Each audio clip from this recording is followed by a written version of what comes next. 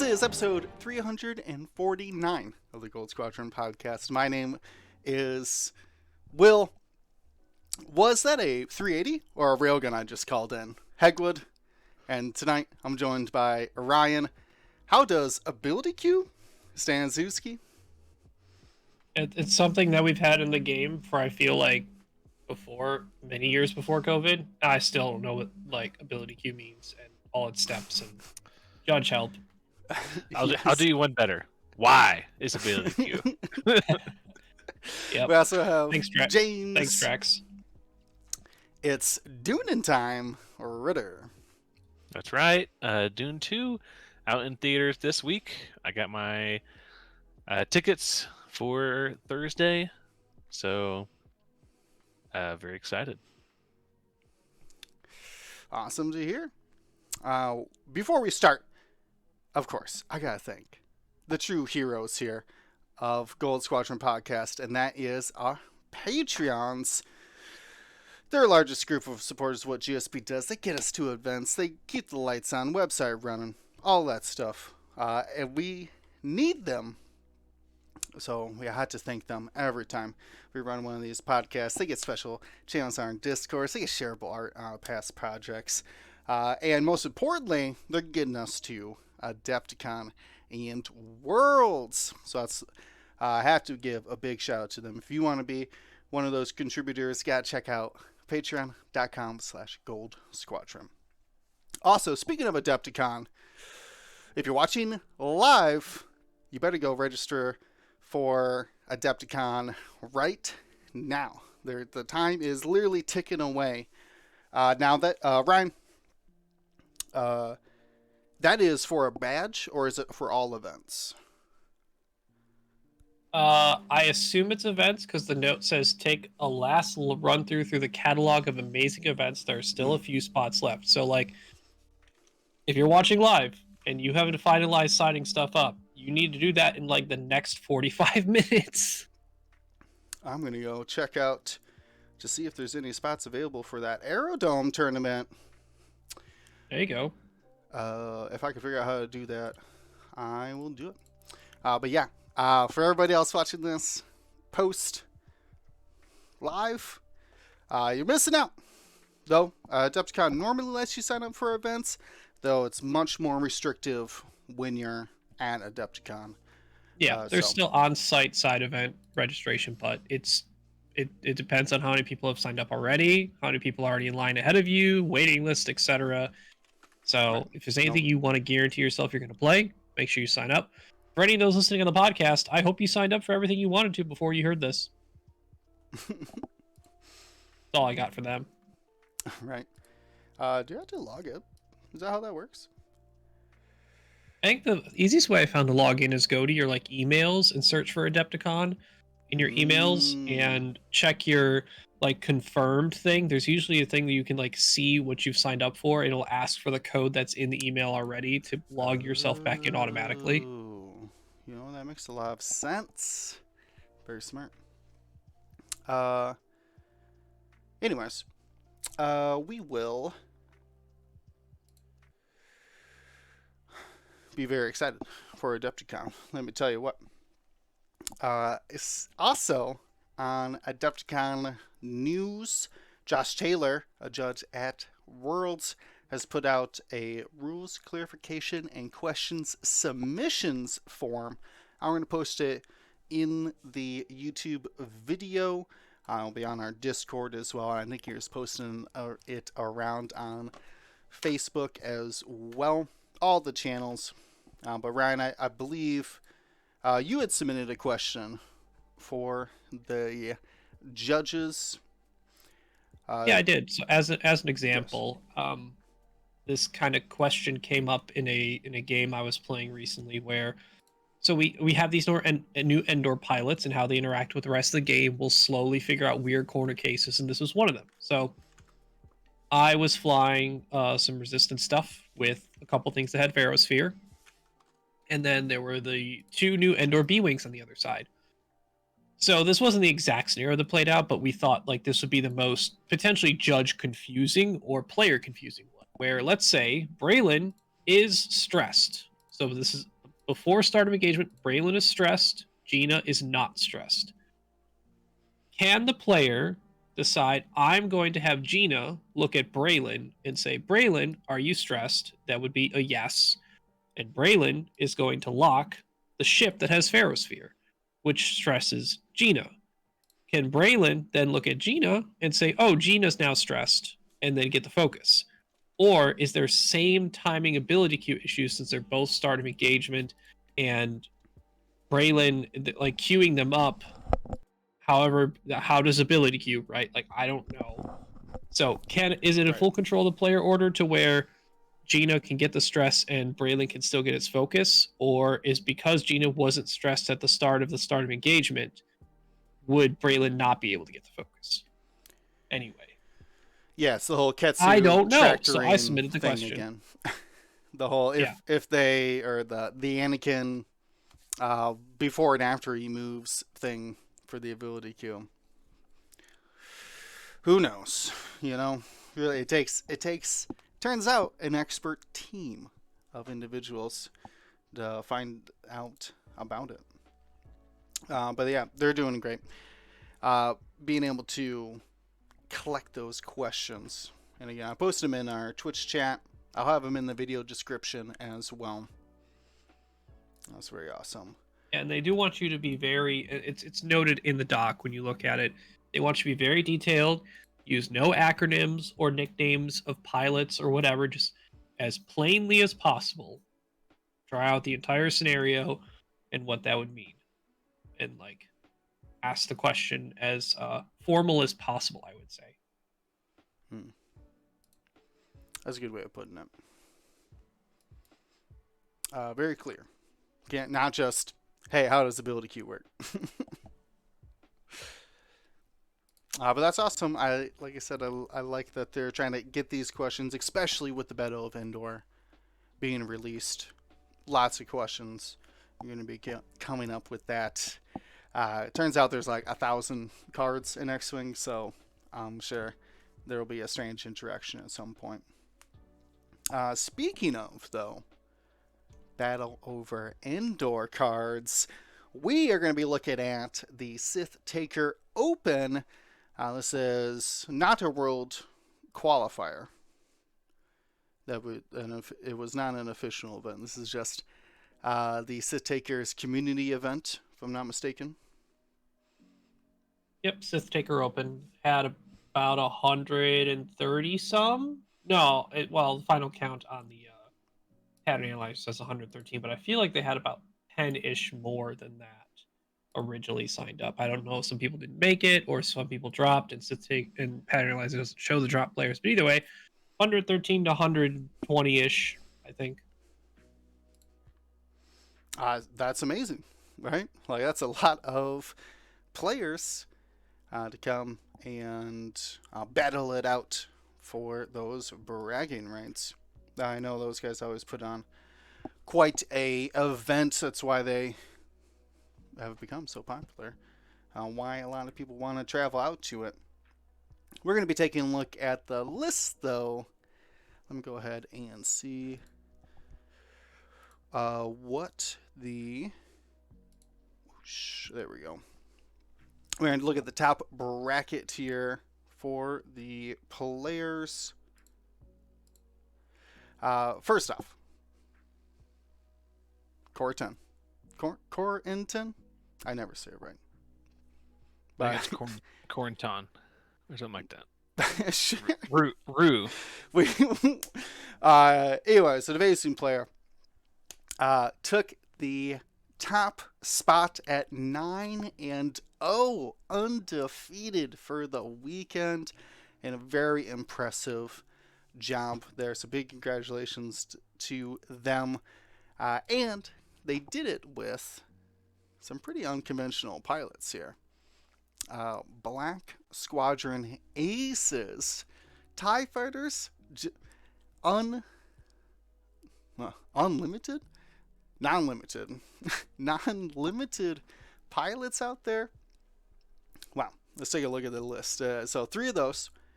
Vizier with Emperor Palpatine. Vizier is the coordinating Reaper. We have Plasma Torpedoes Tomex Bren. That's the one that can barrel roll and focus and lock triple actions there on those Plasma Torpedoes. And then Rear Admiral Chernow, Ruthless, Darth Vader, Death Troopers, Agile Gunner, Electronic Baffle, and Dauntless. Pretty classic build, in my opinion. Death Troopers and Darth Vader. Death Troopers prevents you from removing your stress tokens, and then because now you can't take any actions or get green tokens normally, Vader's going to hit you for that automatic damage if you're at range 0 to 2 of Rear Admiral Chernow. Plus, free rotates from Agile Gunner. Yeah, actions when you bump through Dauntless. Electronic Baffle. So you could keep that dial open by just taking a damage. So easy. And then the real trick here, though, this is the problem I've had with Rear Admirals, is that it's hard to like double modify your offense. And that's where Ruthless comes in. Hidden either the 8 health Vizier or one of the Black Squadron Aces that's at full health really can help put that damage through. What do you guys think about this triple Black Squadron Ace as basically a 6-point filler in there? I'm surprised, to be honest. I hear Corrigan's a great player, but man, Yes.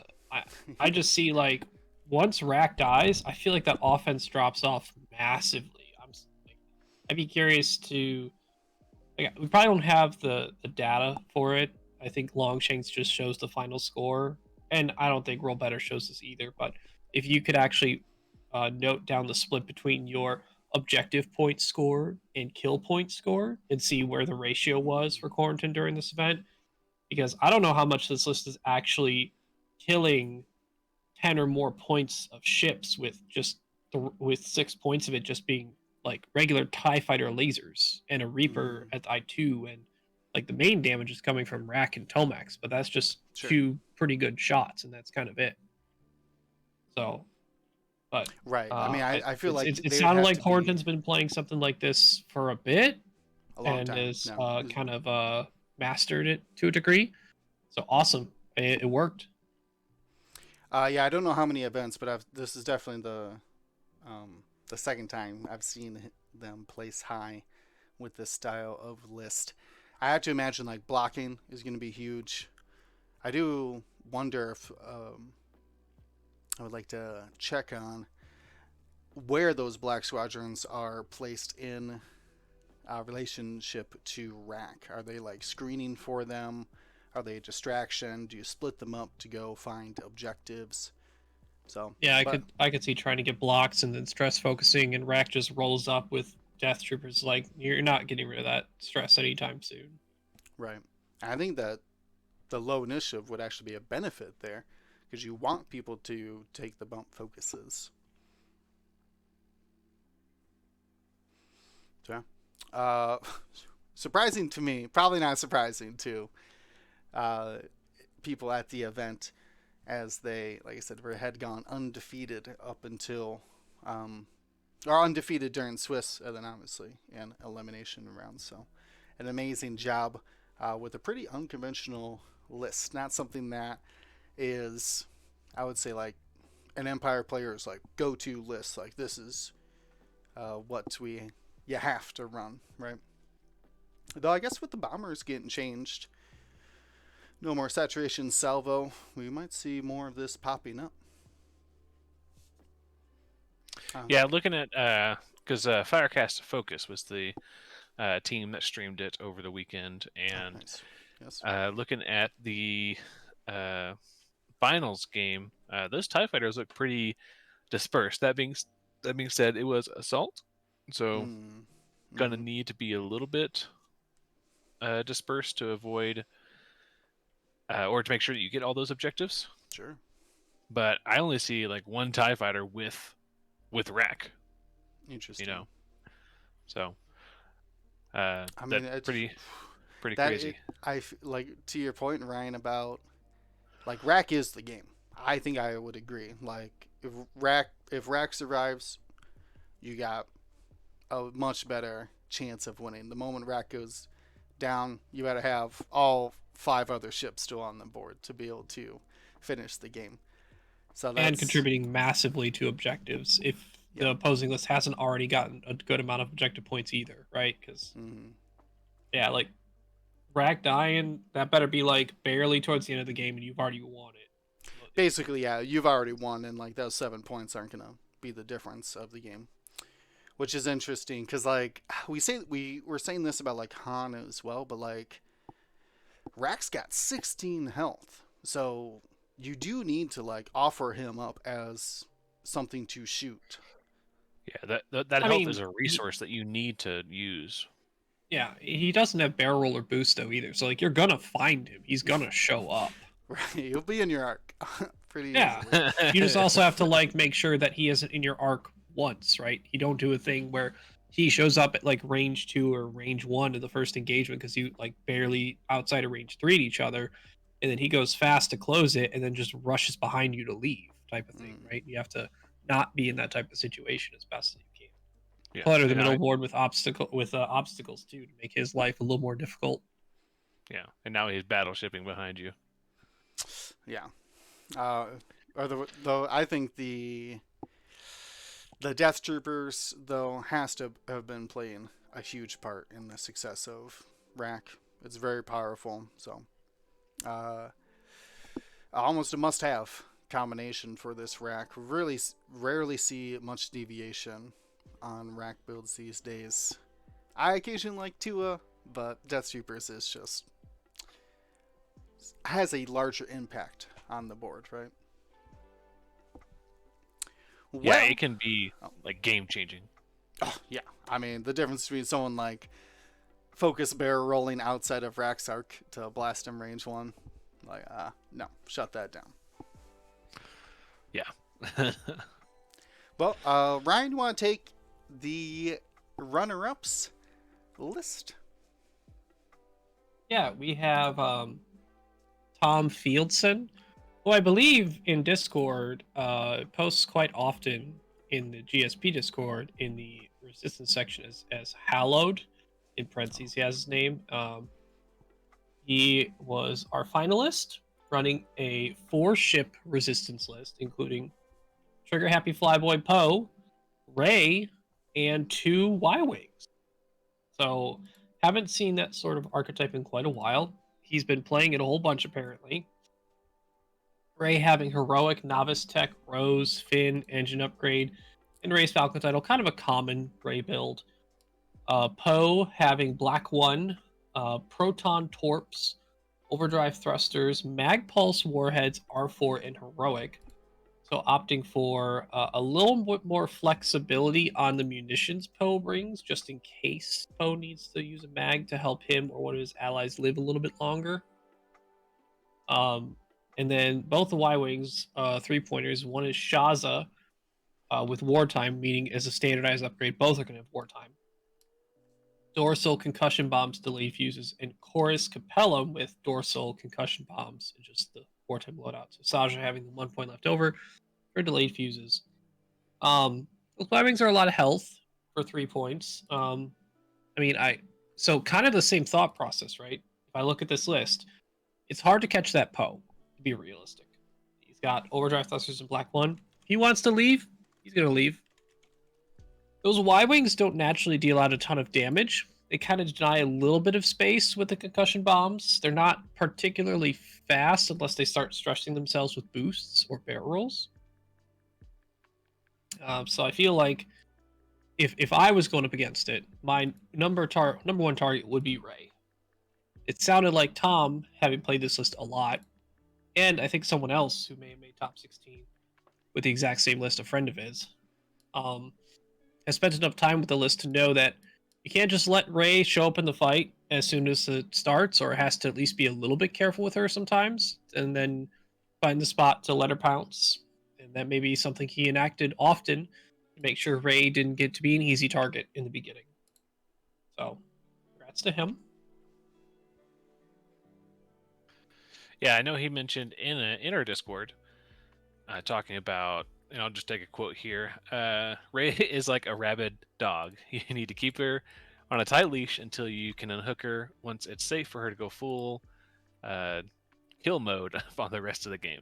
So I think, that's a pretty good description of what There's the got to be a laser fine ray. balance in that too, right? If you leave Ray back for too long, Yeah. and you don't let the other stuff threaten enough, then your opponent just starts soaking up objective points or gets into better position on the Or board. just deletes right? these Y-wings. I mean, like they are a lot of health, right? They're I think 9 health, right? Yeah, they're 9 health, but they sure do just take damage. They do take damage, and especially if they're just taking that one focus, you can definitely blow these Y-wings away if you're not being threatened by anything else. So Yeah, if Ray hasn't shown up and Poe hasn't been if you're making Poe kind of back off a bit with some of your shots and there's a Y-wing or two there, like you could have a Y-wing pretty quickly to tee it up for the next turn kill. absolutely. But I didn't get a chance to see any games, so I don't know if any of besides the final, obviously Tom was on the stream for the final. Not sure if any more than just the final. But it would have been interesting to see how some of the other players attacked both these top 2 players lists with how they approached Quarantine's list and Tom's list, because it seems like both of the big bases are like the number one targets in the beginning, and how both these players mitigated that as best as possible. Yeah, I don't know what the format was, but I think the last game that I saw streamed was against Aurelian Coudray, who we'll talk about later. So I don't know if this was. It had to have been cut, right? Well, there's Top 9 16 cut. games. Yeah, it was so top 16 5 cut. Swiss. Yeah, Top 16. yeah. I'm not sure on that, or if maybe I just missed that last game, but would be an interesting one to watch if it's available. I thought it was going to be Ray and Poe Falcon, but then I read Overdrive Thruster and was very surprised. That overdrive thruster on Poe Falcon would be pretty good. Yeah, well, come on. What would be so bad about it, right? Oh, yeah. No thanks. Two bank boosts. On my large base, no thanks. Yeah, or the two barrel. Oh, jeez. Yeah, wow. No thanks. That would be crazy. We've seen this a bit, or I've seen this a bit, but from the. Oh gosh, I'm not looking. I'm looking at him. From our number 5 spouse, so we'll save that. Till we get to there. So let's move on to our number 3 finisher, James. Yeah, Empire here again. Also has Vizier. This is going to be Chris Black or Silver. I'm not sure if that's their code name, their Discord name, their name tag. Has Vizier with Emperor Palpatine, Tomax Bryn, Plasmex version. Vader. This is going to be Starter Pack Vader, so Ion Missile Vader, so Action Vader. And our first instance of battle over Endor, as we see Colonel Jindin in that TIE Defender. Man, this ship can punch. Gives zero cares for its own safety or health. will do damage. Doesn't care about the rest of it. So, super interesting to see a Battle of Endor ship so high on the standings here at third place. So great job, Chris. Yeah, if you're not familiar with the Colonel Jindin, that's the I-6. They have no escape, so natural rerolls on offense. They have pushed the limit, so they could do those 2K, hard 2 and hard 1 for a strain instead of a stress. Actually, I believe you can even do it with red actions as well, so that barrel roll into red evade could be a strain, which then you could 4K immediately afterwards. Then proton cannons, everyone's familiar with that, and then the computer assisted handling, which is a one-time afterburners, though it does allow you to barrel roll as well. The pairing of Vizier with this Colonel Jindin just seems like a match made in heaven, right? Yeah, Pre-positions if you need them, evade tokens when you want. And plus the force as well. right. Yeah, because the problem, I feel like the problem, I think you and I talked about this, or I guess the solution really to these to these battle over Endor with defenders with the Chiss engineering instead of the full throttle is that they can't get focus evade, which is a good thing. We don't want defenders to have focus evade, but with Vizier, you can get focus evade with that coordinate, and even provides a soft focus mod with the Palpatine. Yeah, pretty So crazy. If you imagine giving dangerous Jendon a barrel linked into red evade, Jendon 5 forwards, acquires or 5 forward boost with a computer assisted handling, target locks with Chiss engineering, and then finally perform action focus.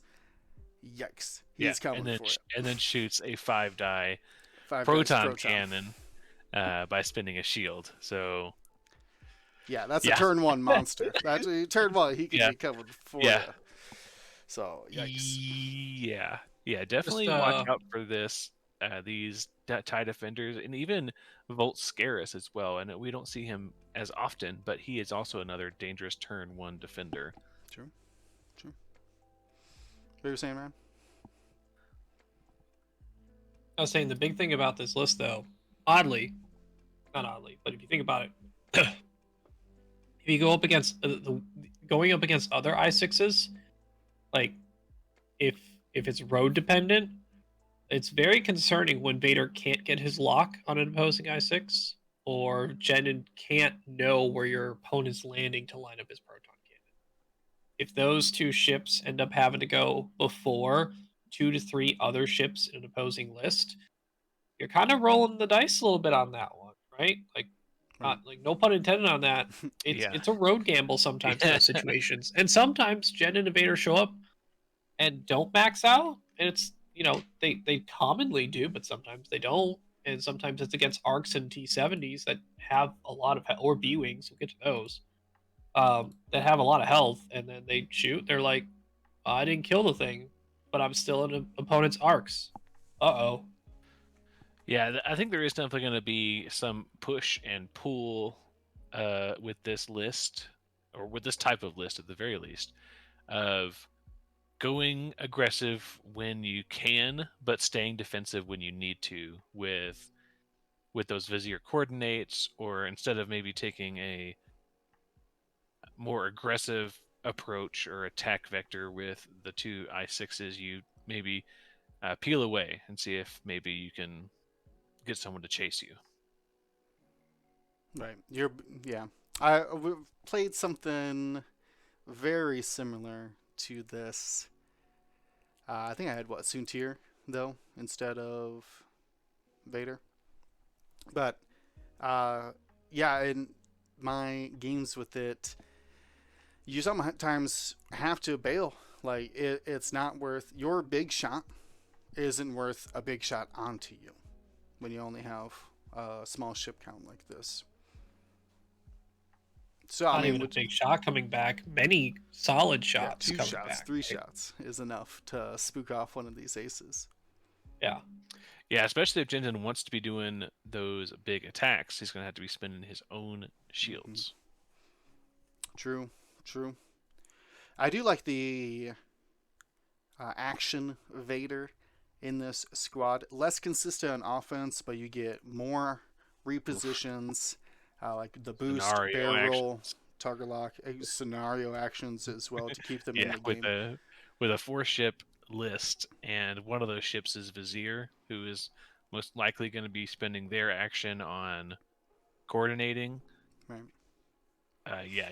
And then Tomax doesn't really want to be loves the barrel focus target lock yeah. as well. So everyone's kind of busy doing their other things. Though Jendon, because they get free locks with that Chiss engineering, could be doing a scenario action once in a while, as long as they were, shields up or arc dodged, something like that. Turns out white 4K is pretty great. Pretty great. You only Yeah, got to good for you survive on one that. engagement sometimes against Yeah. other lists. Yeah, especially lists that like to stress themselves on that first engagement. Exactly. Well, let's keep it moving though, because we got a couple more lists to do before we get into our first order game plan. But let's take a look at this first order squad. Kylo Ren in the Whisper. This is coming from Terminator? Timinator. Green away. Has Kylo Ren, Whisper, Brilliant, Evasion, Instinctive Aim, Concussions, Advanced Optics. Pretty standard build there. Take your focus, spend your force to shoot the concussion, and then you still have 2 more force and a focus to modify it with. So great efficiency there. Then this is where it really gets interesting. Well, I'm going to say it from Null. That's the I-7 until they're damaged TIE fighter, or FO fighter, because this is an FO squad. But they have swarm tactics, and they're going to start a swarm tactics chain. They could go on to both Midnight, who's got swarm tactics and fanatical, that's the I-6, and then Scorch, who has swarm tactics and marksmanship, and then they could pass that down to DT 798, who's got the standard Deperian power cells. So when they shoot at Swarm Tactics I-7, they can actually take a stress instead of a strain to be able to fire off those 3 dice attacks. Then, of course, Commander Malorus, amazing piece there. Does need Swarm Tactics, already Initiative 5. But that combination creates either a... I guess Midnight could swarm up Malorus, though, too, couldn't they? So you could have 3 shots at I-7, 2 shots at I-6, and then Kylo finishes it up with a I-5 shot. Either way, very terrifying to see those TIE fighters roll up and shoot a bunch of shots at Initiative 7. Could potentially Initiative destroy other I-6s? That's terrifying.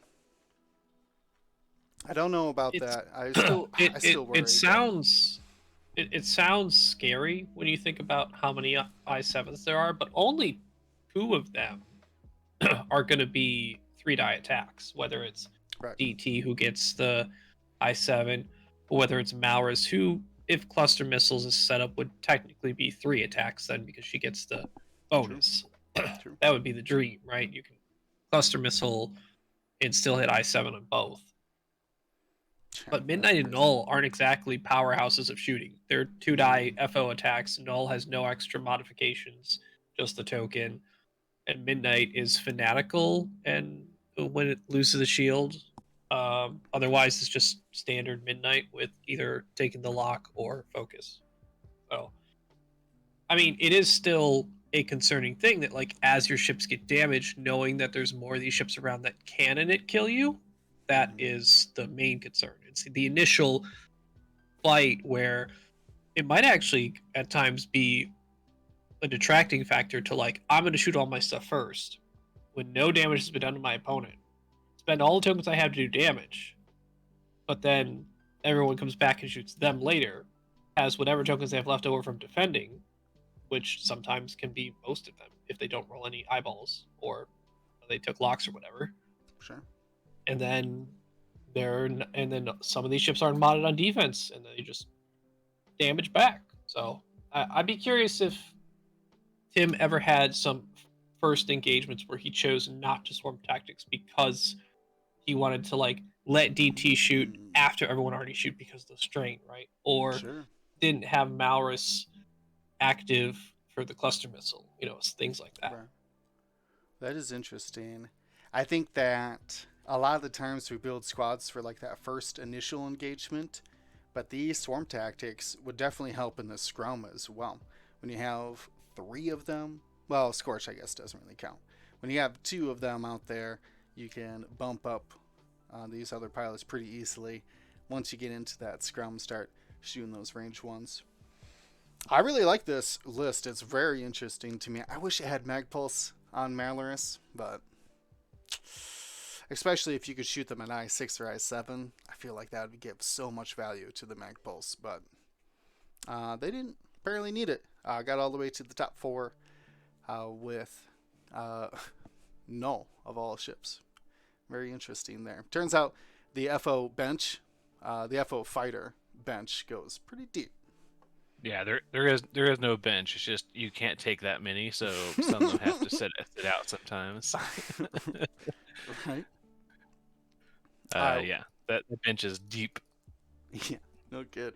We'll quickly go through Matt Coggins here because they were running the exact same squad that Tom was running. The Ray, Poe, Shaza, and Chorus. Matt, I believe was running this a lot in the draft league last season. Unless I'm thinking of a different map, but I'm pretty sure that was the same map. That was on the Ascendancy, and was getting a bunch of wins with it. Surprising everybody with these Y-Wings. I saw him doing like those big 5Ks with them, and then set up a bomb drop, doing like the turrets out the back style. So really interesting to see though that style of play. I've basically written off Trigger Happy Poe Dameron as not as good as Falcon Poe. But when you're with Ray, I mean, there's only one Falcon title, so.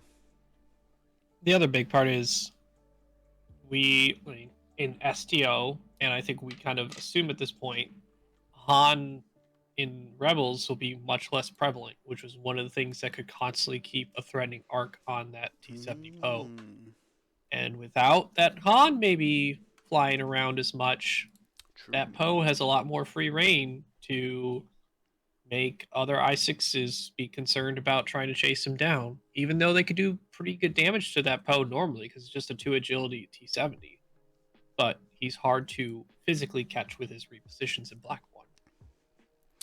That is good points. That so far no Hans traditionally the boogeyman, though.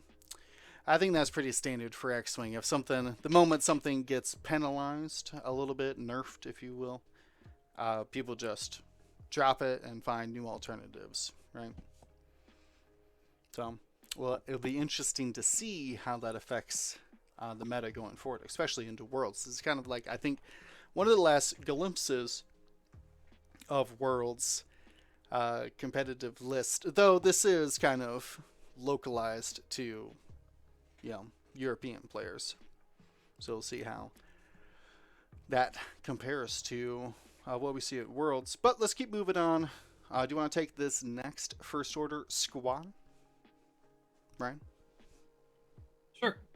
We got Martin Shivers bringing the Mess of Cluster Missiles version of FO. For those who may not recall, there was a version of FO. Seems to be a little more popular in the European or at least UK area.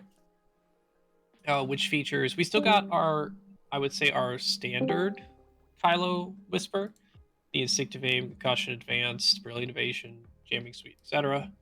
We have Midnight with Predator Crackshot. We have Commander Malrus with Cluster Missiles, so not Mag Pulse.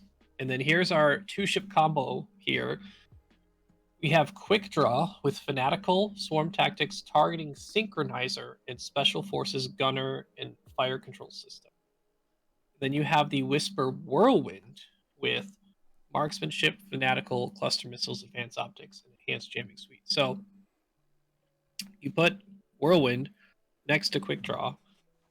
Whirlwind will engage at I6, and Whirlwind's ability is as when you engage, you may gain a focus token. You may remove some amount of jam token. All your jams. I know the sum amount doesn't matter because no matter how many you remove, you can still get as many focus tokens as the amount of enemy ships that have you in their front arc. Is the base version. Okay, you may remove any number of jam tokens, and you may gain 1 focus token for each enemy ship that has you in its front arc. So, more ships that have Whirlwind in their front arc on Whirlwind, the more Whirlwind gets focus tokens. meaning the more it's going to really power up those cluster missiles to shoot. And being that it's I-6, can't really hope to kill it or shoot at it before it gets those missiles off. So if you want to go kill Quick Draw, you're going to be looking also at Whirlwind. So Quick Draw, though, is most likely going to be taking the lock action because Whirlwind still engages at I3. So not likely taking a lock with cluster missiles. Whirlwind's just either going to be jamming something, focusing something, or focusing. Quick Draw is going to paint the target for Whirlwind using targeting synchronizer, which friendly ship at range, I think it's 0 to 2 or 1 to 2, can ignore its lock restriction secondary weapon on a ship you have locked. So Quick Draw is painting the target with a lock, has fire control system. Quick Draw is very vulnerable in that point, but you better hope that Whirlwind and Commander Maurus don't, and Kylo Ren and Whisper don't also have you painted as a target on one of your primary ships. So it's a lot of bonus attacks, generally very well modded across the board. The only ship that moves really well, being that it has boost, is Kylo Ren. Whirlwind's not probably boosting too much, since Quick Draw is kind of tethering it with Swarm Tactics, but you can still boost around Quick Draw as long as you end up range 1. And a lot of people probably forget, you can rotate the turret on the Whisper and still shoot missiles out the back, including the double shooting clusters.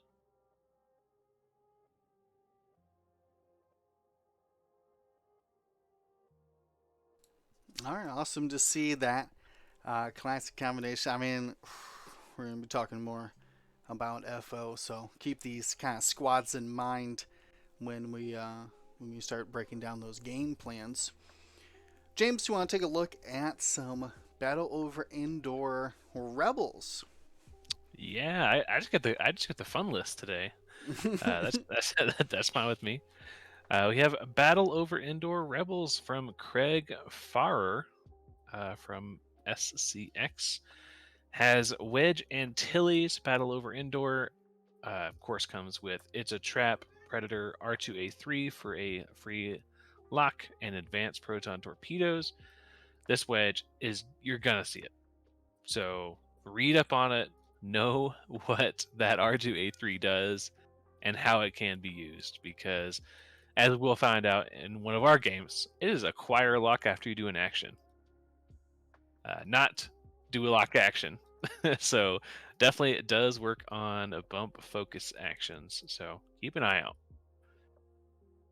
Gina Moonsong. This is customizable Gina with the normal loadout of fire control system, proton cannon, and plasma torpedoes. And of course, I've brought her new best friend, Braylon Stram, in the Battle of Indoor pack. Has It's a Trap, homing missiles, proton bombs, and delayed fuses. Of course, comes with that fun gyro cockpit upgrade to allow those bomb drops to left or right, or some evades when you gain a stress. And Braylon can get a focus if Gina is stressed at the start of engagement. So pretty interesting. Once Gina goes down or is separated from Braylon does lose a lot of power. So if you're looking to neuter one of these B-Wings, definitely take a look at taking out Gina before Braylon. Also, Gina doesn't have an extra shield. Sabine Wren in the TIE Fighter has Lone Wolf. Interesting. I like the Lone Wolf version. I know most people prefer the what is it? Beskar, thank you. But I think I prefer the Lone Wolf. Can provide some offense where sometimes. And of course, we see Luke Skywalker boy from Battle of Yavin, bringing that proton torpedo and instinctive aim primarily, those two upgrades. Pretty interesting list. I'm surprised that Craig did so well with 2 B-Wings, because I have not had. I was going to say, you've been practicing this a couple times. I tried so hard to get him to work, but I don't know if maybe it didn't come naturally. Are you bringing custom Gina or Endor Gina? I tried both. I think you flew like this exact list against me. I want to say that I did fly this exact one. Yeah. Yeah. Oh, yeah. That's right. Because we were saying Gina basically shoots 2 5-dice attacks, but you lined it up perfectly and then did no damage, which is awful. Yeah. Yeah. And Braylon, once Gina goes down or they're separated, like I said, just kind of falls apart. I haven't had much success with the B-Wings. As much as I would love, to my chagrin, I cannot just get them to work. So maybe I just need more practice, or maybe I need to take a look at some footage, see what I'm doing wrong. Sure. I mean, B-Wings are, we'll say, dedicated in their flight pattern. They don't really have a lot of ways to change where from your deployment to like round 3 is pretty set. They don't have a lot of maneuverability. I mean, they are maneuverable, but they're not quick.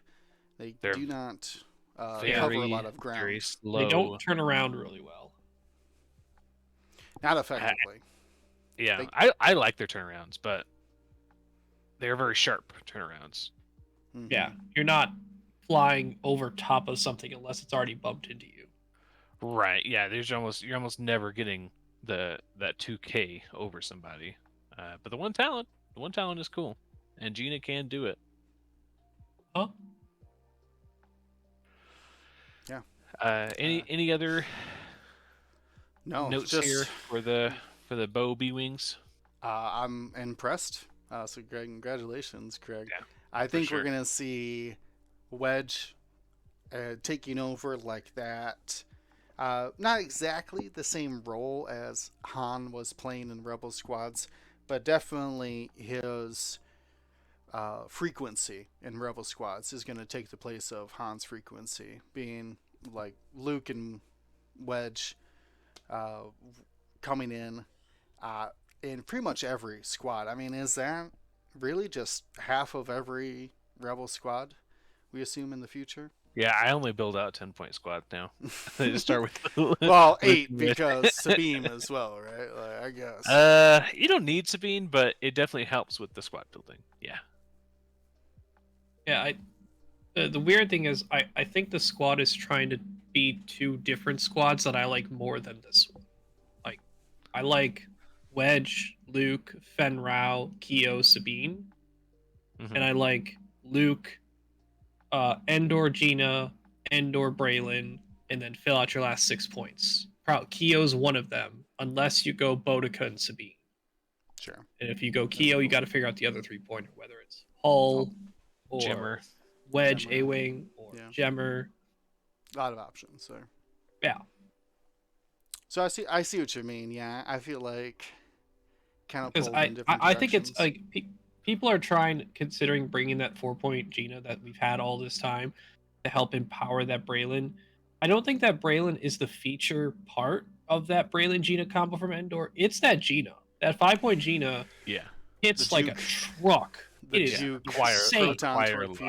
Yes. And on top of that, like, it's a trap matters. That extra evade token every other round, that matters. Like, I think there's a reason why the gyro, the side bombs, it all combines to, I think, making it actually a squad point more worth it than the 4-point Gina.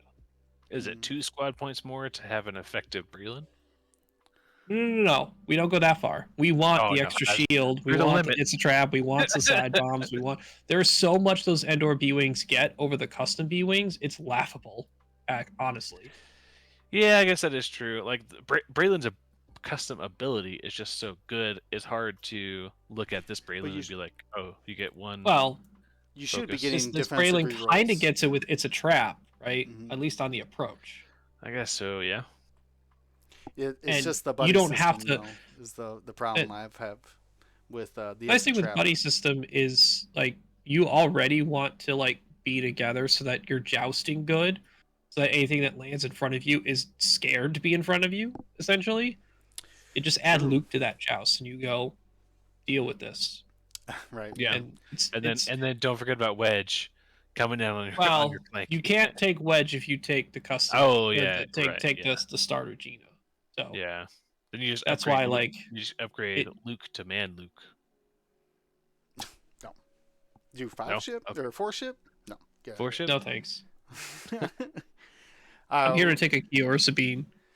Well, we're gonna do a whole episode on the scariness of how to deal with these rebels in a couple weeks. So, a lot more to talk about on that. But let's finish up this top 8 with a Republic squad. Who's it on? Is it on me? It's you. It is on me. Okay. Pretty straightforward squad here, except for a customize snuck in. So this is a 6-ship, 2 Torrents, and 2 Y-Wings. That's Axe and Kickback, SOC. They're like the heavy hitters out there for SOC Torrents. Actually, I think they're the only SOC Torrents. Is that right? Is there one more? No, it's just Kickback and Axe. There you go. Then, of course, it's not a Republic squad without Oddball out there. By the way, this is coming from Mike H. By the way, I don't think I said their name, but Mike H got into the top 8 with this squad of clones. So what I say, the 2 Torrents, Kickback, Axe. We got Oddball. You know there's going to be a second arc in there, but this one's customizable Wolf. It has Marksmanship, Veteran Tail, R4P, and Synchronized Console. That R4P, so valuable. Potentially more valuable than the Born for this that the SOC Wolf could provide.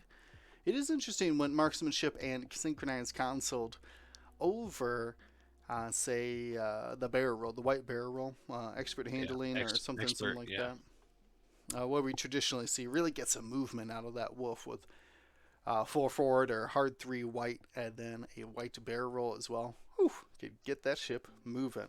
But in this one, they must be taking a lot of locks, maybe. I guess if Axe gives them a lock, you could be going marksman, dedicated and synchronized. Oh no, you need the R4P. Dedicated is 3 points. Is it 3? Yeah. Wow. Yeah. I assumed it was 1. You're the Republic player out of us.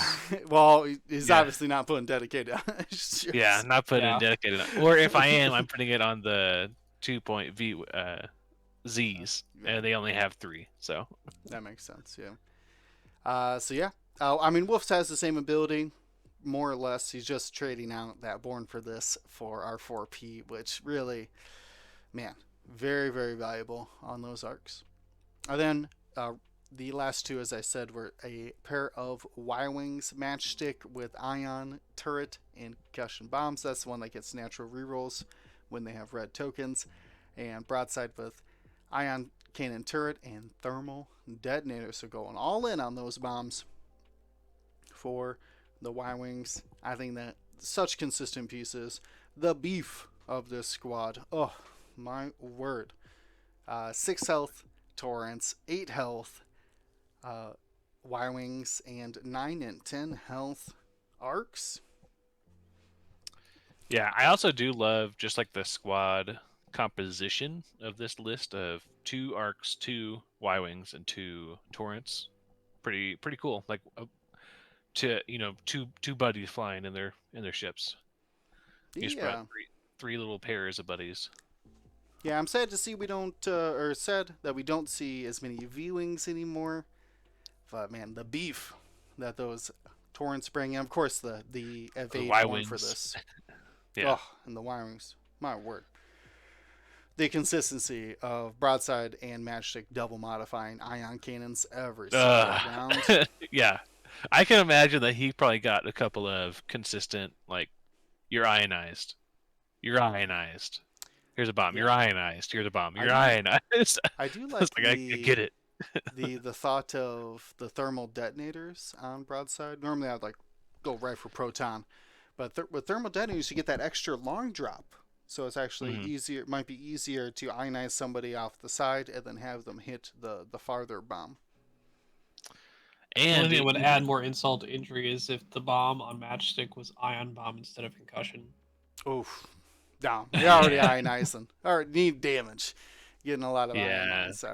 concussions are dangerous for some ship. Like some ships just don't care, but some ships This list doesn't care. like What's this list care about? this list definitely doesn't care. But also something interesting is that these concussions and the thermals have a chance to drop strain, which is True. another Could help easy the way to offense. another way to drop more ions.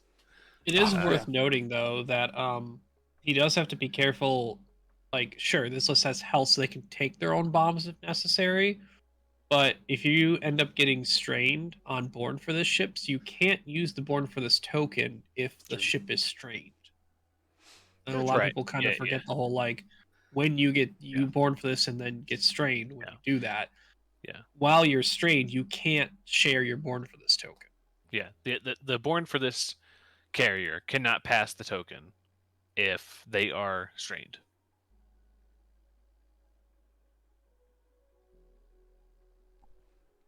Very true. Very true. You're gonna have to be particular in those bomb drops. So, though I'm pretty sure that it's like half a deterrent as well, right? Like if you just like don't go behind Y wings if they got bombs. So Ideally, you move around them so that like because their most dangerous spot is their turret, right? So your best bet is to try and engage and kill uh, arcs and torrents and Y wings if they present themselves. I guess you want to get the 4-pointers and things with real 3-die guns out of there as soon as possible, so that even if you're getting ioned and maybe bombed, the damage isn't actually enough to kill a ship. true. Very true. I have one more list I want to give a special shout out to, and that is Rob Smith went undefeated in Top Swiss. top of Swiss as well, with a scum list. Ryan's just over it. He's like, scum, I'm out. No, This, sorry. Rob, That props. was Great job. Yeah, Rob Smith ended up 14, lost his first match in the top 16, but the squad is impressive to me because it has a lot of weird things going on. We're starting with some normal stuff, which is Lima Kai, Plasma, R4B11, doing their best. Saturation, Salvo, Impression there, where you spend another red token to make them reroll their dice to get that Plasma Torpedo to hit better. That's pretty normal. Dirge with Cutthroat, Marksman, Proton Cannons, and Contraband Cybernetics. Again, pretty standard build there on a pretty popular pilot. We also have Dace Bonearm. That is the ionization Hawk. I don't think there's any INI in this squad though, so unless they brought some sort of gas clouds or something, Dace is basically just their ability is Moldy Crow, having that dice out the extra attacks out the front. Not extra attacks, extra attack arc out the front, and then being able to hold on to those focus tokens. This one has shield upgrade and Lando Calrissian. You really double down on those defense or offensive rolls, spending one focus to reroll your blanks and then the other one to convert the rest of the eyeball results. Again, pretty standard, but this is where it gets interesting though. We have Manaru with Cutthroat, Han Solo Gunner, Overtune Modulators, and the Punishing One title. This allows them to always have a red focus if they need it, and they can even overtune modulators and get extra calculates coming into the first engagement and be able to lock something for a good offensive punch. The Cutthroat, if one of these ships gets destroyed, they can actually get that overtune modulators back or clear their stress, allowing them to Han Solo in the engagement phase. So I guess you can't double focus. You can't focus in activation, then focus in engagement. But really what brings this whole squad together is Sarasu. Sarasu's got Cutthroat, Swarm Tactics, and Plasma Torpedoes. So take everything that I said about Manaru, but you're going to swarm Manaru up to 5. Give your calculates to Sarasu so that she has a double modified plasma and torpedo. And then you have then Locke and a Han Solo focus at initiative 5. That's of course it's Scum, so it's kind of a Rune Goldberg machine. But that opening engagement could be terrifying. 3 dice, double modified from Dace, double modified plasma, double modified proton torpedo, double modified plasma torpedo, and a double modified punishing 1 attack as well. Wow. Joust like the best of them. Joust better, as good, I'll say, as any of these Battle Over Indoor list. So, I just love it. I love that swarm tactics, bumping Manaru up to get that Han Solo to engage better. The overtuned passing, actually using Manaru's ability. So interesting to me. Guys, got any thoughts on the Scum list? Is this the Scum we should expect at Worlds? You can see anything at Worlds. This is the Scum that you shouldn't expect at Worlds. I mean, because all of these pieces make this... sense to me. Like all of these pieces, I feel like are like slightly above the curve for their price point. Maybe not Sarasu. Like Sarasu might be the weakest link in there, but it has enough loadout though to run swarm tactics and plasma torpedoes. Yeah, not to mention, if you don't know who Sarasu is, Sarasu gives defensive rerolls to everybody at range 1. So Manaru is getting defensive rerolls. Dace could be getting extra defensive rerolls. Dirge, if they're in there jousting as well with Sarasu, could be getting defensive rerolls. Sarasu themselves, just having Sarasu be a annoying little what are the ships called? They're the M3As. The Seeks M3As, yeah, whatever you want to call them. Just an annoying little 4 health ship out there that essentially has 4 agility with that reroll. Potentially triple calculate from those overtuned as well. Potentially, wow. Very dangerous. Pretty impressive. I just wish Manaru had a second action so they could hand out a token and then use Han Solo Gunner like later on. Like they had there's like the one ship that would willingly take a calculate early on to Han Solo could later. Maybe put what's the evade action? Debris gambit. A debris, yeah. It's not large base. Oof. Probably the correct choice. Probably correct choice. Have you looked at this already? Is this something you've already?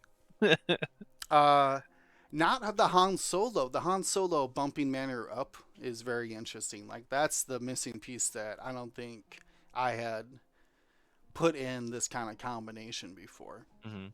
We don't usually see swarm tactics a lot in Scum, so it is very cool to see it being used to great effect. Top Swiss out of over 100 people. Great job, Rob. To be honest, great job. Yeah, if you. Yeah, Sarasu's 5, Dirge's 5, Lima's 5, and getting Manaru or Dace up to 5 as well. Like I said, jousting like the best of them out there.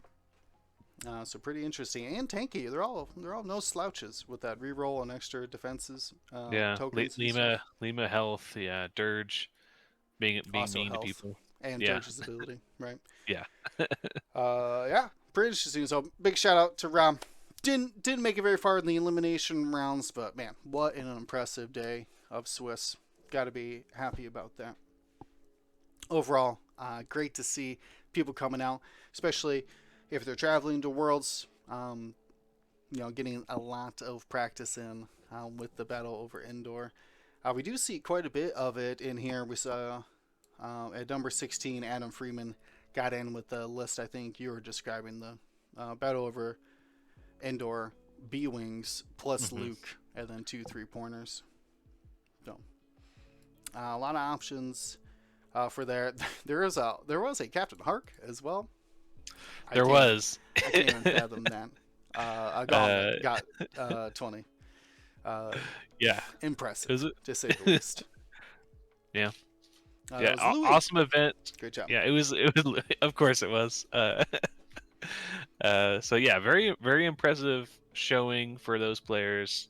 Great job to everyone who made the top 16, and great job to Sith Takers for what sounds to be a great event. That was put on a great event.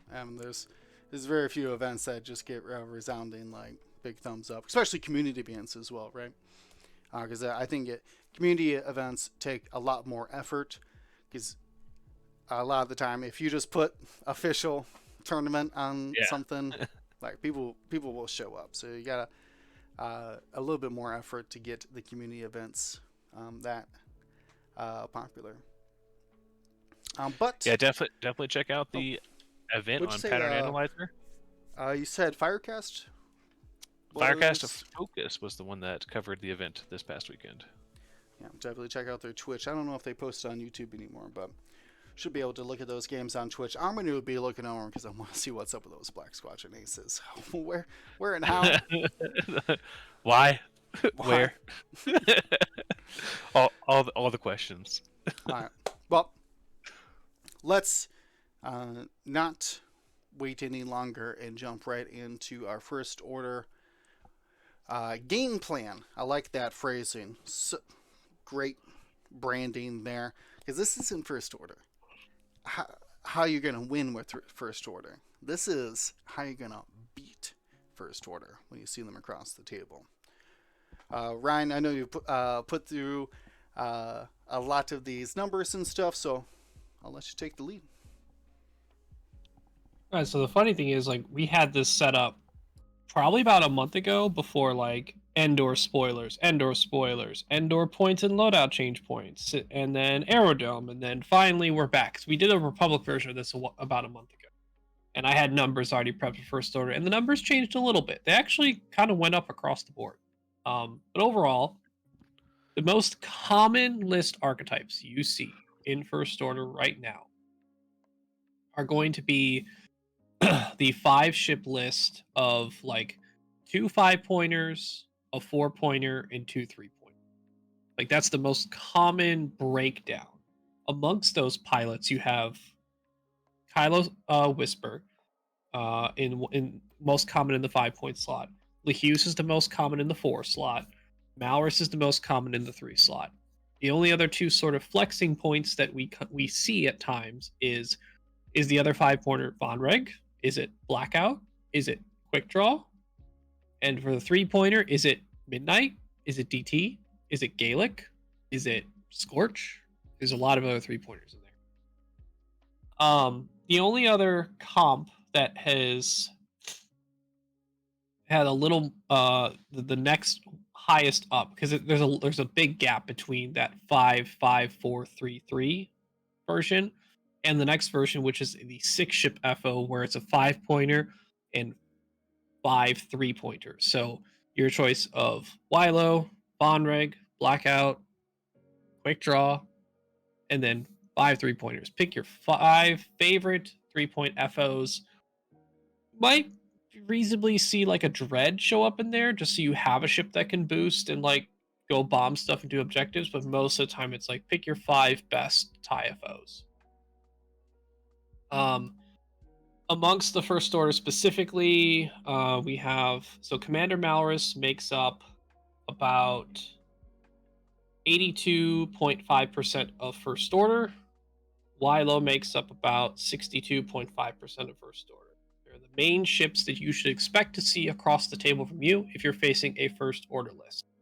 Sort of the next tier of that, you have Midnight that makes about 46.6% of FO, Lehuse 39.22% of FO, and Vonreg 35.7% of FO. Those are sort of the next levels to expect. Now, obviously, that all together makes one list. Malrus, Wilo, Midnight, Lehuse, Vonreg. So that's your 5-5-4-3. Is that the best version? I don't know. I have other ones that I would probably prefer. But in the grand scheme of things, amongst like, so if you're thinking you're going to Worlds, and you're like, how much should I expect to see FO overall, right?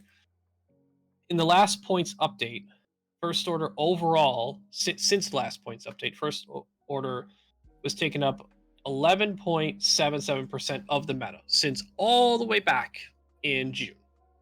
Most commonly played archetype, as I said, is the 5-ship.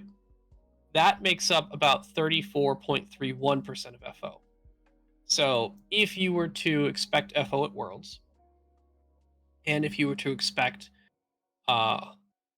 the common variation of FO being the 55433, that equates to 4% of the meta for all lists of that archetype that makes up since completely last points update. Which means you might face one of those at Worlds out of 10 rounds of Swiss. Maybe one. In the last 3 months, those numbers have increased increased a little bit and decreased in some part. In the last 3 months, FO has dropped a little bit in the overall meta to 11.69%. Still the same most commonly played archetype, has gone up within that amount to almost 40%, so 39.13% of all FO played in the last 3 months is that 55433. So that's about 5% of the meta overall. So still, you might face one of those at Worlds. You might not ever play FO in 10 rounds of Swiss, to be realistic. So that's sort of the general math breakdown of that. So I don't know, James, Will, any other things to add to those general statistics about the pilots, the composition lists, and what you expect to see at Worlds? Just doing a little funny point, haha, no 2-pointer. Oh yeah. Build list better, I guess. My question was going to be the exact opposite. What's the breakdown for Kylo in there? The 7-pointer. Did I miss that? Oh, like how often would you expect him to show up? Yeah. I can quickly get those numbers for you. Because more of just like list composition. Because I feel like once you bring in the 7-pointer, you're almost what are the forced. common list compositions you see with that? Yeah, I feel like you almost have to go Kylo, Malice. 553. There's 10, and then 334 to get your other 10. 334. Right? Okay. Yeah. So there's so the most common overall has been, and this isn't a lot, mind you. So Kylo Silencer has come up only about 112 times. 112 lists in total of the entire First Order. It mostly has showed up in the effect of Kylo, Blackout, Rush, Malrus. So triple Silencer Malrus. Okay. I don't know how many times we have Cody Wood to thank for that, a local of mine who's been playing that list for like ever. Sure. But it's a lot. Cody's not the only one. I see plenty of other people doing it other than him. Yeah, you could do, as you said, like Von Reg in there as the other 5-pointer, and if you only want 2 silencers, but basically going 7-3-5-5 to round out your list. But almost always. But then we also Kylo saw and Malrus, I would imagine then. We also saw Doug Howe just win LVO with Silencer Kylo, Lehuse, Gaelic, and DT and Malrus. So you have your 5-ship variation where you have a 7-4-3-3-3. Interesting. Okay. I expect at least one of those to show up at Worlds because I don't think Doug is changing his list. I mean, why now, right? After 8 months of practice with it? But I know he's doing well at LVO. It's like he can just maximize its potential at this point. Maybe. I'm sure he's eyeing those Battle over Endor ships to see how they compare with it. I assume, knowing him, if he's eyeing anything, it's the Empire side. Well, that's what I mean. Jendon and whatnot. Against the FO, right? Oh, he has to be concerned about that too. Sure. Yes. But anyways. That's an interesting breakdown. They are definitely the most limiting faction of what they could do, or what no they could 2s bring. and no 6s, right? Or 8s or 9s, the fewest numbers of any faction. Yep, but some of those numbers are some of the deepest. Yeah, yeah. But all of those numbers, all of them are good. True, very true.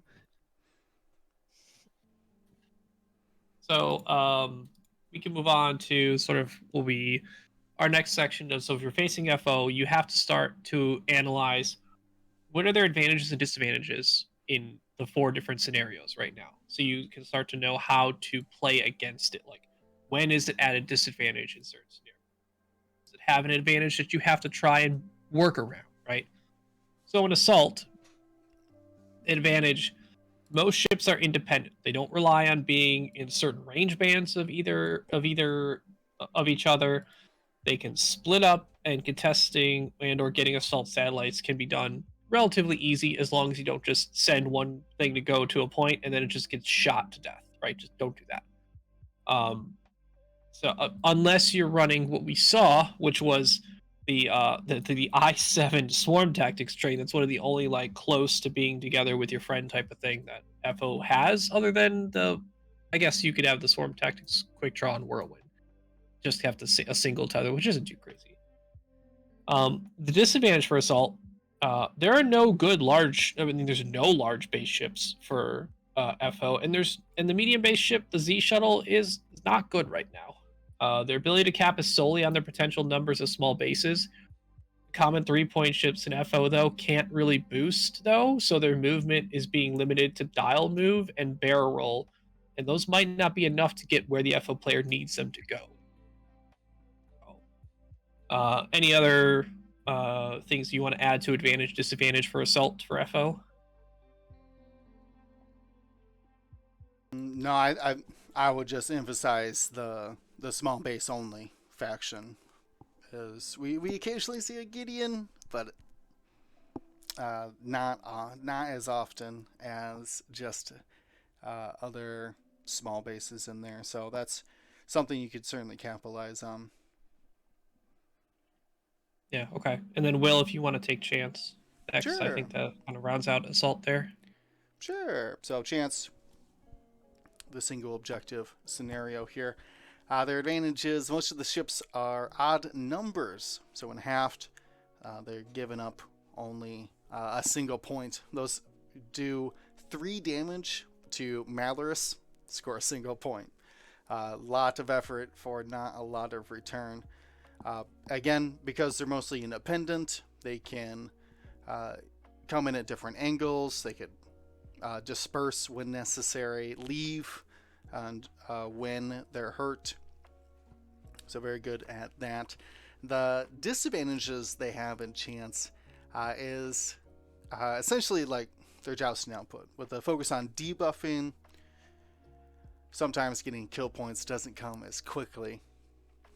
Many of the ships have a low amount of health as well. Those 4-point FO fighters that you're normally going to see, a single shot could give up half points. 2 shots could get you all 3 points of them.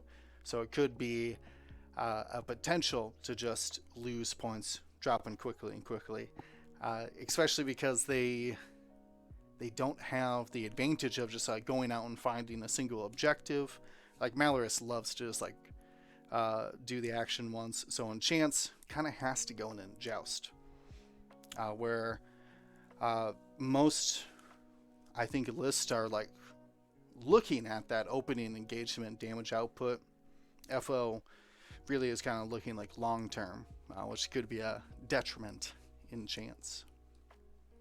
Yeah, it did look like a lot of the FO lists that did good in Sith Taker actually did have a lot more front loaded damage on the engage. There was less of the mag pulse heavy list near the top, but you do commonly see mag pulse heavy FO in a majority of the meta for FO lists. So being that mag pulse is normally has a lot of good utility for multiple scenarios and neutering the offense back at you to help keep your list around, it can slow down your progress and chance.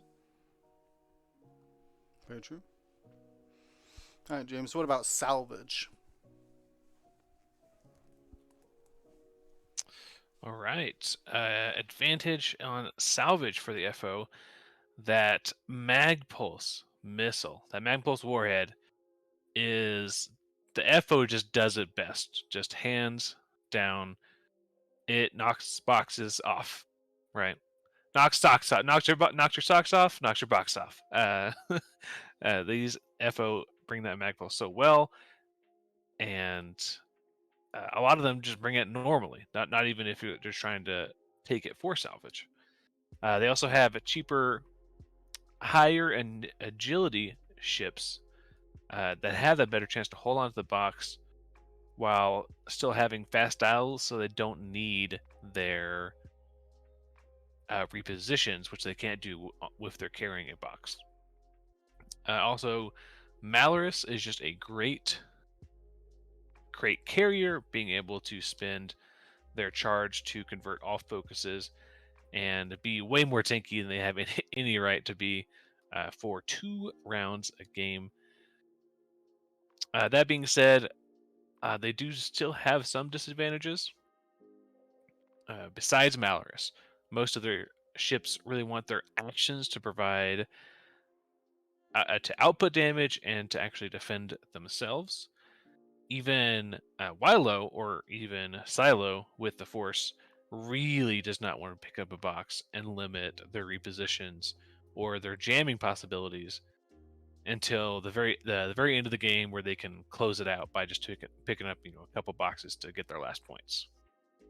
So they really love their actions. I think maybe on par more than most other factions do.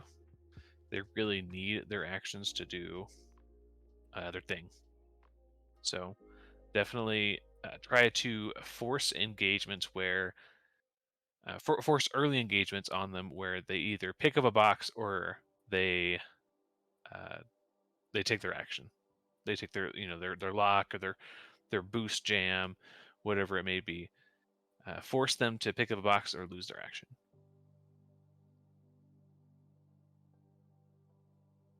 But overall, I think salvage is a good scenario for them.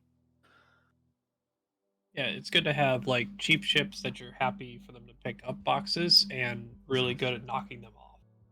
And great, yeah, it has so many different options for that mag pulse. All of the TIE Barons love to take the mag pulse just because it works so well with the chassis, and even Malorus likes to take that mag pulse when you don't want the cluster.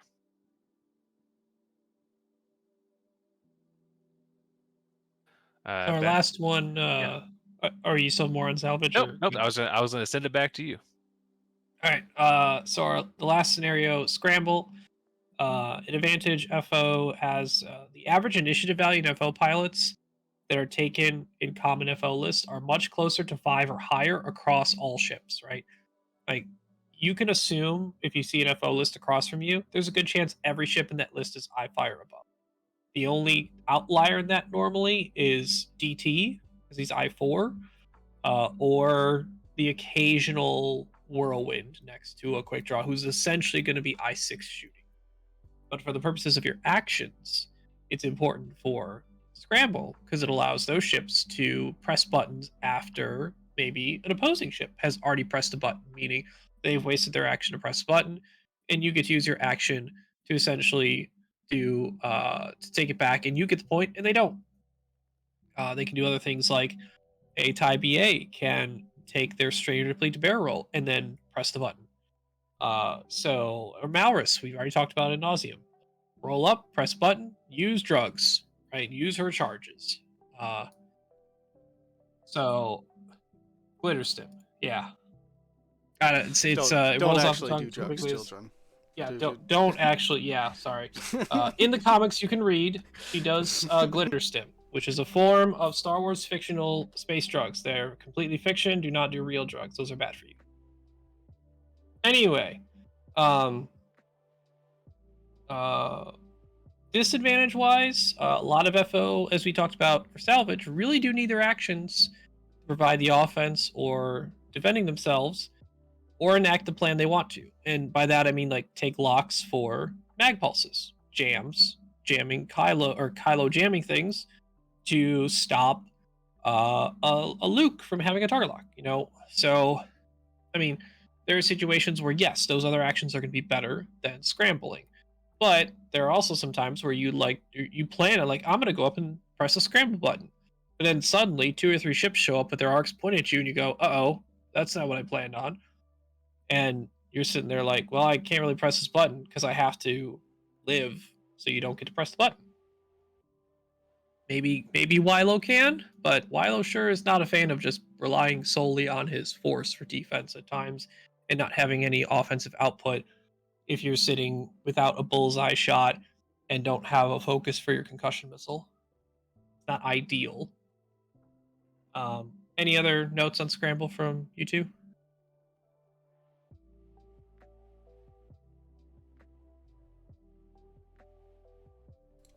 That all makes sense to me. I would say, before we go on to the next phase, what would we commonly say is FO's best objective?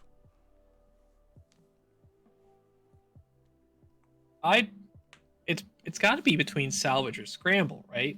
They don't have the base size for assault, and not all their ships have boosting to get the speed for assault. We talked about chance, how like they may fall behind in the damage race on opposing ships because they just neuter stuff at times, and some of their lists can't push the necessary damage through. So I think they want to get points elsewhere. It's just a matter of, is salvage better because they can both knock box off and hold them relatively well, or is it scramble because the average initiative is so high in first order? I like that. That's true. They are traditionally big orange, so easy to press the buttons against other factions. I don't know. If each of you were playing FO and had to pick one scenario you could play, which would it be? Yeah, I was running 6-ship, I guess, for a long time, but for me it was always scramble. Or, salvage. Because you could relatively like grab a box and then just fly away and rely on that. The cheap FO platform, the FO fighter platform, to carry the box, and if they chase it down with something more expensive, then you're kind of still trading up for it. So to me, it was always salvage. But again, though, I was bringing Magpulse. Maybe they have fallen out of fashion as for what we were looking at for the Sith takers. Yeah, I don't disagree. I think salvage is a solid choice for those for the FO. Just like in general, I think salvage is a solid choice for them. Cool. Let's take a look at obstacle placements then. I think I can put these up. Give me a second here, Ryan. Yeah, sure. I'll start saying, overall, with obstacle placement, FO is not as deterministic as we hit with Republic, because Republic has featured commonly 2 to 3 Arc 170s, which can barrel roll, sure, but don't like to. And they're medium bases, and if there's multiple of them and they want to stay near each other with selfless, it's not easy to move around the board. And if you make it more difficult with obstacles, then it's going to be a lot easier to mitigate them. Whereas First Order, they have some relatively maneuverable ships. They have fast dials. They have all small base ships effectively. But there are certain areas where obstacles can be more effective against them.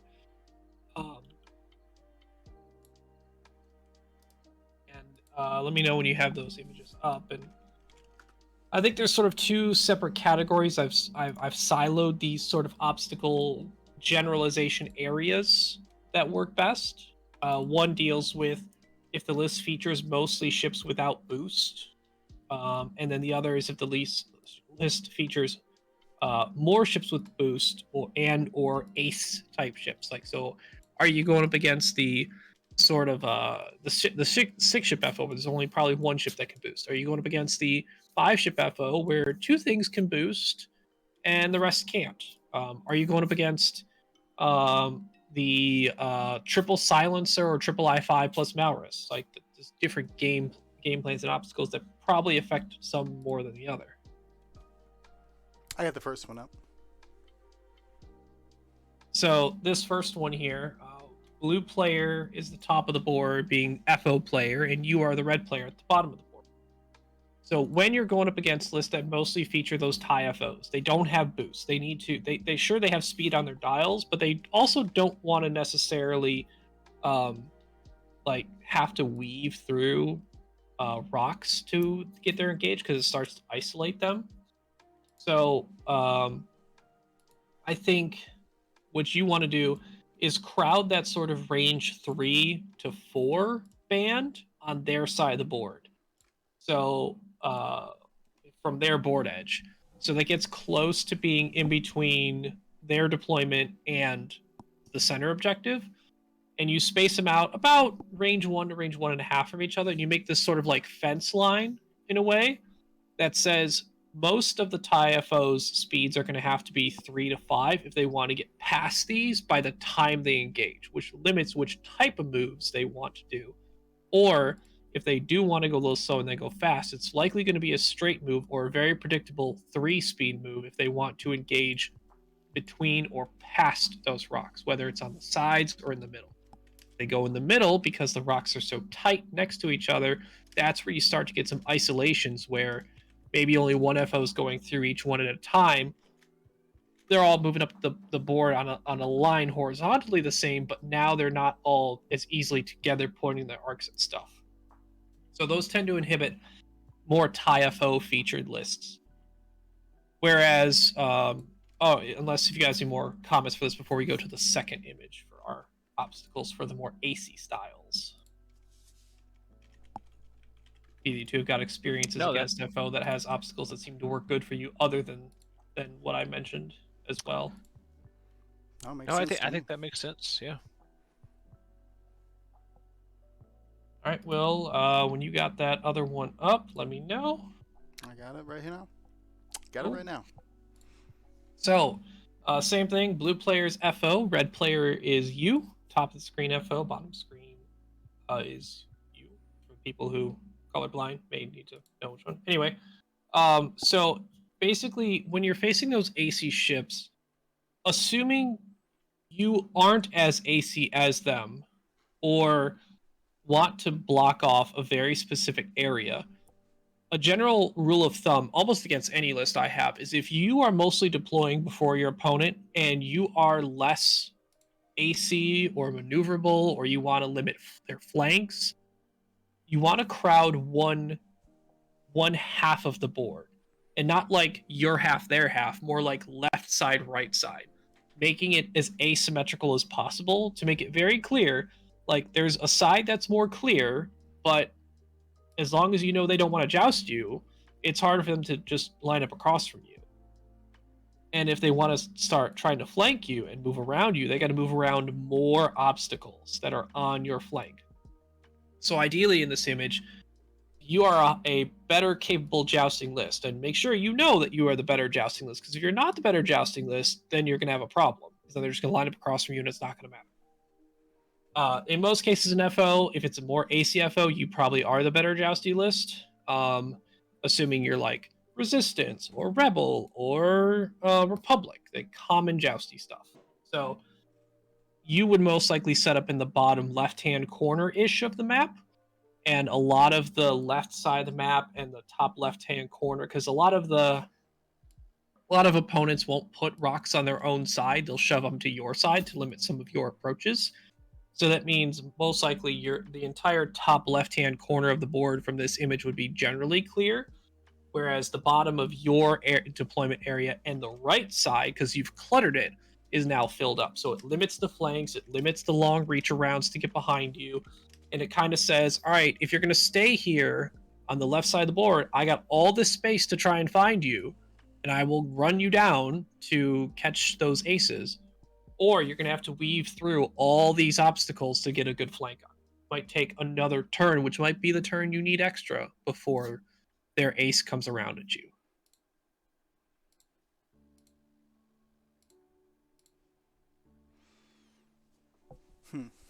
That's true. I like that.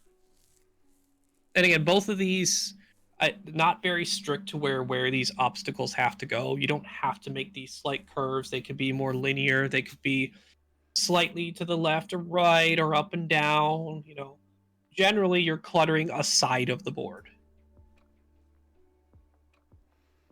That makes sense. Yeah. Either in both situations, trying to guide some of those aces into a more advantageous spot for yourself. Yeah. Ideally, most of the objectives don't exist in that large rock field that you're trying to clutter up. Like you want, if you're the jousty list, you want the objectives to be in the open area so that your opponent has to decide, well, I have to do these objectives, but they're also in the open area where it's easier for those jousty ships to find me. So that's the decision making you want to put on your opponent. True. Very true. The obstacle placements always tricky against any squad. Because obviously they could disrupt this if they start to see what you do, but it's good to have a game plan going into it, so you can get some sort of advantage against them. Anything else, Ryan? Nothing more for obstacles. James, did you have anything to add to obstacles, or are we moving on to target priority? No, I think the obstacles make sense. I think you hit it pretty well. I guess my only question would be, obviously, you can't change your obstacles before you meet like the FO, right? But is there obstacles that FO don't like? It's weird because, I mean, they probably don't like rocks, right? They have to go over rocks. They don't have as high of a health pool. They're gonna take real damage on their ships. And because most of their lists don't feature boosty ships, big rocks probably good.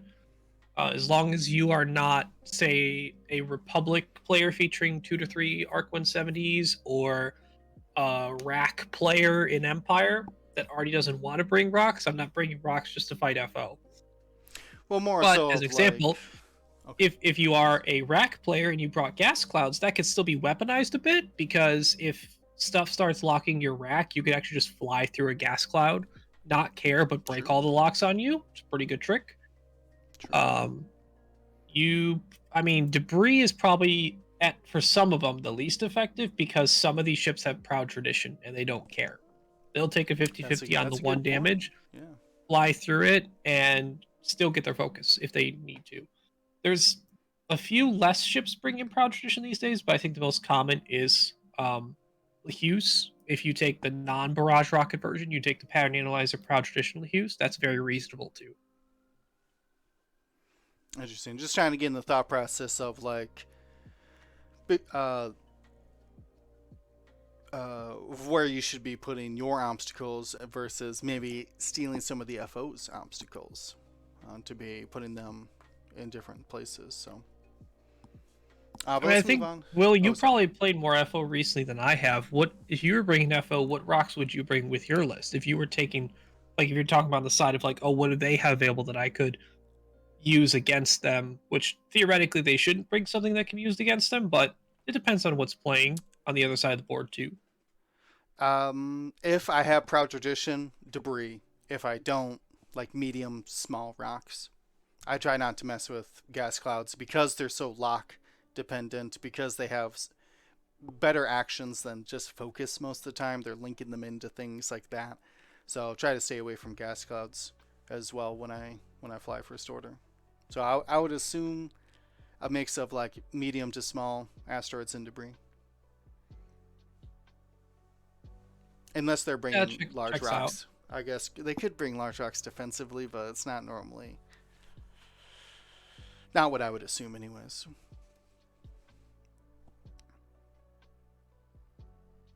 What's another category you want to cover as well? Yeah, last category is our target priority. So when you go up against a first order list, what should you be targeting? What should you destroy on your opponent's side to more likely gain you victory? It's kind of simple. Kill the 5-pointers and Lahuse. You may not get all 3, but you should try to get 2 of those out of the 3, assuming it's a 5-5-4-3-3 list. I mean, there are the variations that we talked about, where maybe Silo exists, and then that is a more of like a 7-4-3-3-3. And that one you can more reasonably still want to threaten Kylo Silencer, but it may be more difficult to get him. So compromising with going to try and get LaHuse and 2-3s still nets you 10 points. But yeah, you need to, if you're looking at the most common list composition of an FO, you need to be trying to really threaten both of the 5-pointers, at least one of them, and then make sure you go get LaHuse. LaHuse is probably the most common trade piece in FO. Most FO players should assume that if they go into a game, LaHuse is probably going to die. You just want him to trade well on the way out. They want to try and make sure that their 5-pointers don't get killed easy. Those are the ships that need to hang around to win games. So your job to going up against FO is to really target one of those 5-pointers and kill LaHuse. If you can kill both 5-pointers, big bonus time. Malrus is generally always a trap. If she's there to shoot, she's there to shoot. If you got no one else to shoot, whatever. And there are times where Malrus can just die too. Like if she does take a scenario action and then doesn't have an evade with her ability, like blanks still hurt her, just like any other TIE FO. True. So, not that you're not allowed to shoot the 3-pointers, you just should be actively targeting the 5-pointers in LaHuse. That makes sense to me. Don't ever shoot Malrus. don't waste any resources shooting a stemmed up Malrus.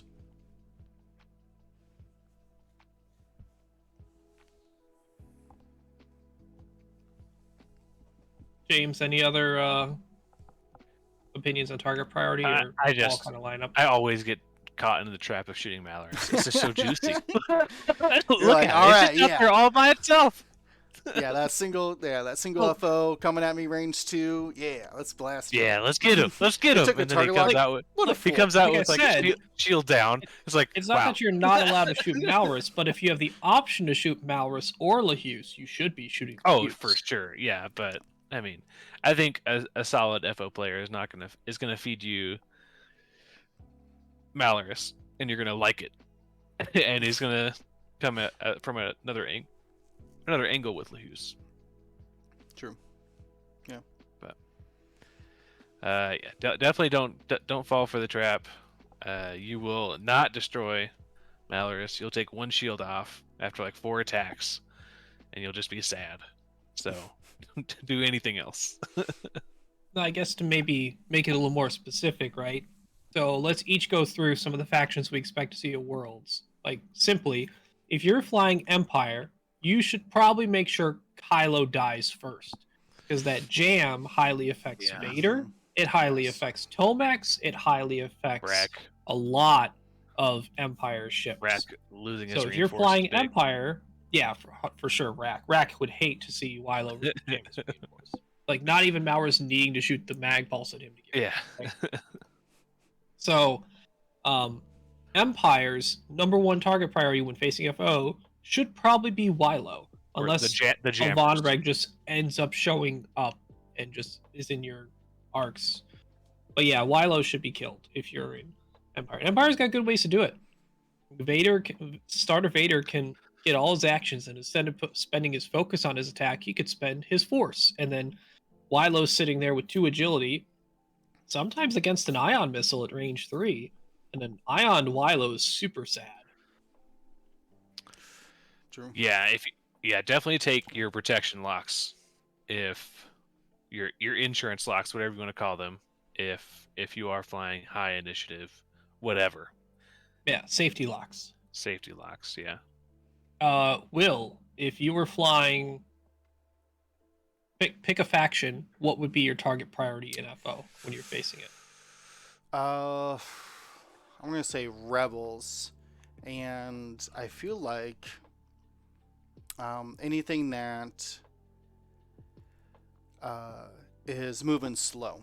So those SFs in particular, they don't have the boost like the Whispers. They don't have the double reposition of the BAs.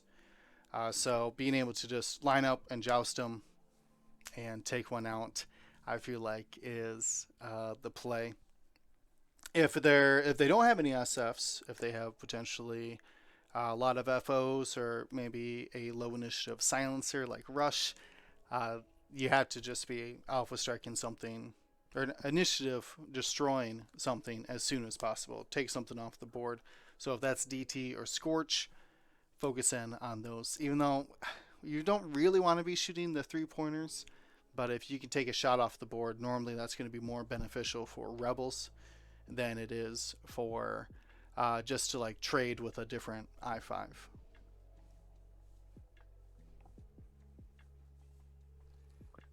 Yeah, if I was flying Republic, definitely depending on what kind of Republic it was, but let's just say clones, because that's the most popular at the moment. Probably a pretty similar thinking style there of take what I know that I can get, like an SF or maybe something like Scorch or DT, where I know that it's going to have a more predictable dial. It's going to be hard to take out those faster ships that can get behind you more easily, and maybe you just take attacks of opportunity when you get them. I think for Republic, it's hard to catch a Von Reg, or sometimes Wilo doesn't have double reposition, and Wilo like But still he has isn't the super backup. thrilled about repositioning if he's still in multiple arcs. Like the thing with Republic is that it has a lot of arcs that can point at stuff, At least 3. and it can kind of corral and bully some things to not be there, or otherwise they're going to take real damage. So yeah. You get a better corralling effect with those. But yeah, I think Lahue ends up being the common one. It's like it's the thing that'll probably show up that kind of has to joust. So that'll be the thing I kill, and then like whatever 5-pointer accidentally shows up in front of me, or that I can get to show up in front of me, whether it's Wilo or for resistance, it's probably similar on the thought process. Like you bully Bonrag or Wilo to just you're not allowed to be in front of me for very long, so you should probably leave. If you don't leave, I'm still gonna point where you should not be. So if you're still there, goodbye. I'm gonna shoot you, or I'll get Lahuse because he has to show up in a very predictable manner. He's not boosting. He's just got a barrel roll, and he's basically just next swing. He's gonna show up. He's gonna throw damage, so I can find him, so I can kill him too. It's the opportune 5-pointer and Lahuse. It's like Empire. I think was the very specific one of like you need to kill Wilo. Yeah. And also, I mean, with resistance, it may be somewhat easier to just kind of like see how the chips fall in that first engage to see if maybe you've lined up a couple of your big shots. So, for example, your heavy laser cannons, or your proton torpedoes, or your ray onto something, and see if you can focus fire that thing.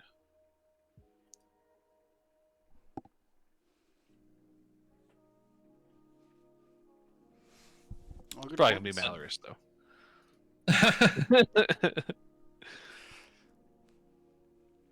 So, did we cover all the?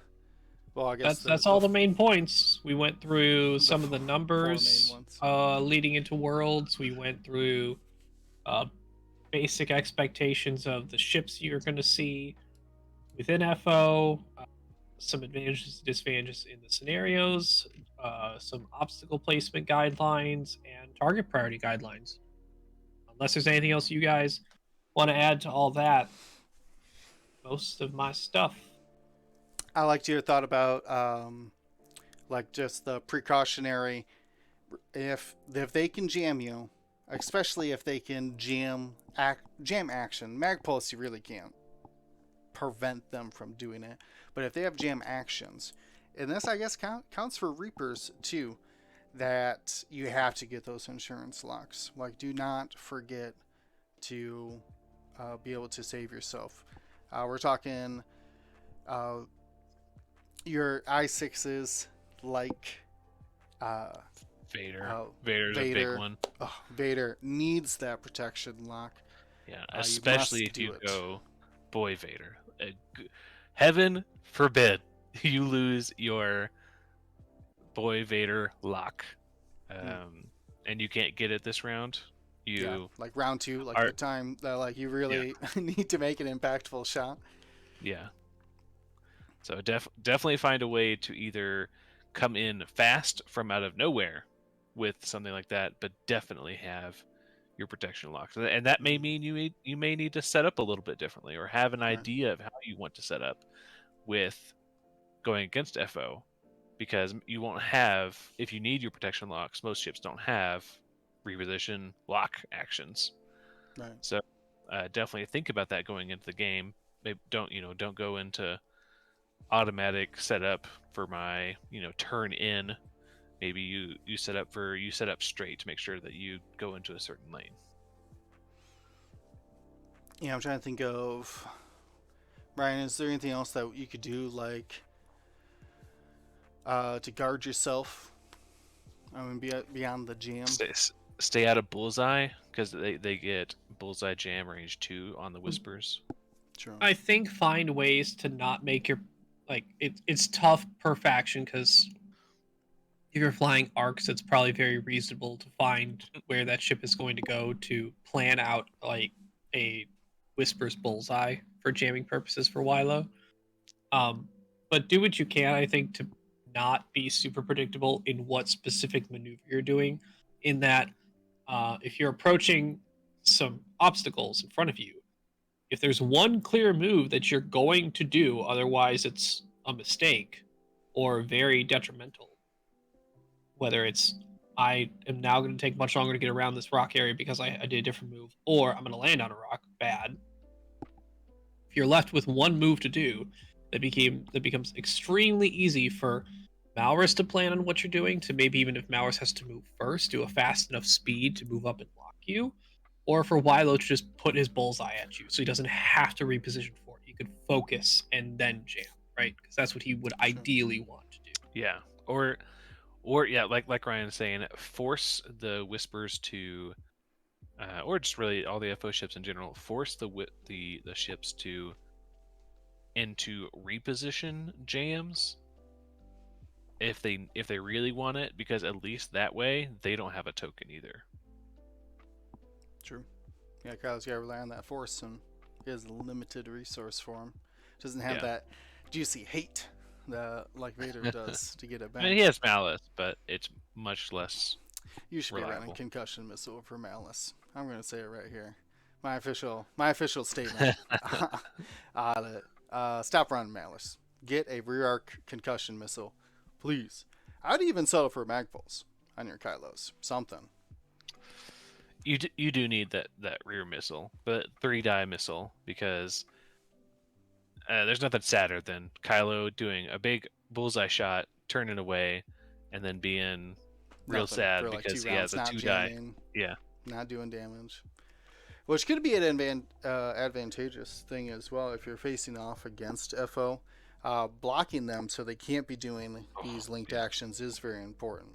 So being able to, because they have traditionally big orange, right? They're all like all 5 or I5, above. Yeah, they're only bringing like 7. Initiative 5 pilots. 7, jeez. That you can block them pretty easily. And consistently. They do hate being blocked, like as you said, because of they don't get their jams, they don't get their locks that they need. No. Oh man, TIE Barons hate being blocked. Oh yeah, they lose out on so 2 many actions. things. Yeah. So that would be if you can block them. So if you have to, as Ryan was saying, like use your obstacles, guide them in very specific lanes, and then try to get in front of them if you can do something like that, whether you got snap or jag, something with low initiative to jump in front of them to disrupt that.